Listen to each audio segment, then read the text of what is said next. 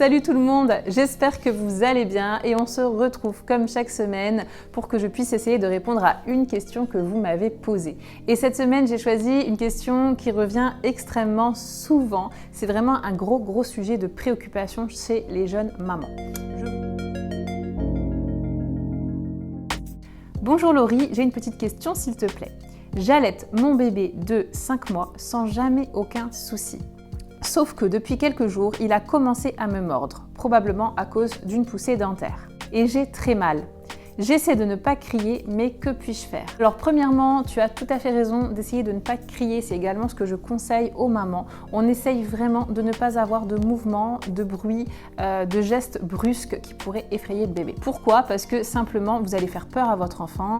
Il ne va pas forcément comprendre ce qui se passe. Il peut faire le lien entre son action et votre réaction, mais ça peut lui faire peur et ça pourrait éventuellement provoquer une petite grève de tétée parce qu'un moment qui était habituellement calme, un moment de détente et d'apaisement va devenir un moment où potentiellement il peut se passer quelque chose de surprenant qui fait peur.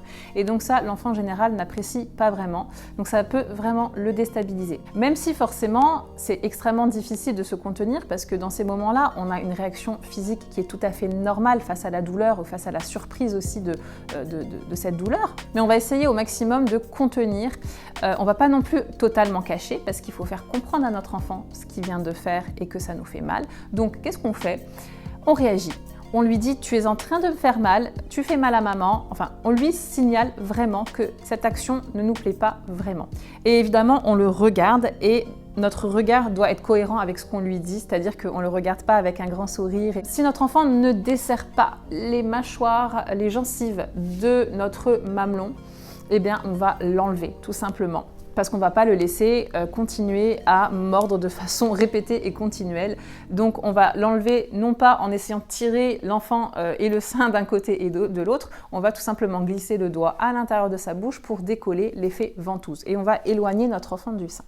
Et là, ce qu'on va faire, c'est qu'on va lui proposer une alternative. On va lui dire, voilà, la tétée est terminée, tu m'as fait mal, ce n'est pas possible, mais je te propose quelque chose que tu peux mordre pour soulager tes dents.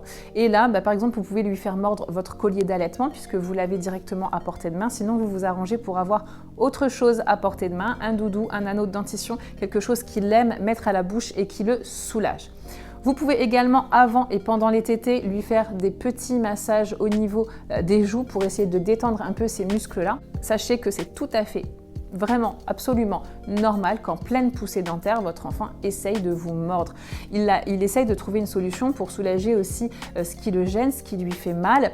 Il a envie d'expérimenter aussi. Voilà, je précise bien en temps de poussée dentaire parce que s'il n'y a pas de poussée dentaire ou si votre bébé est très petit, ça peut être lié à un autre problème qu'il faut prendre au sérieux très rapidement. Ça peut être lié à une confusion sein-tétine, donc tétine de biberon ou tétine juste la suce qu'on donne au bébé.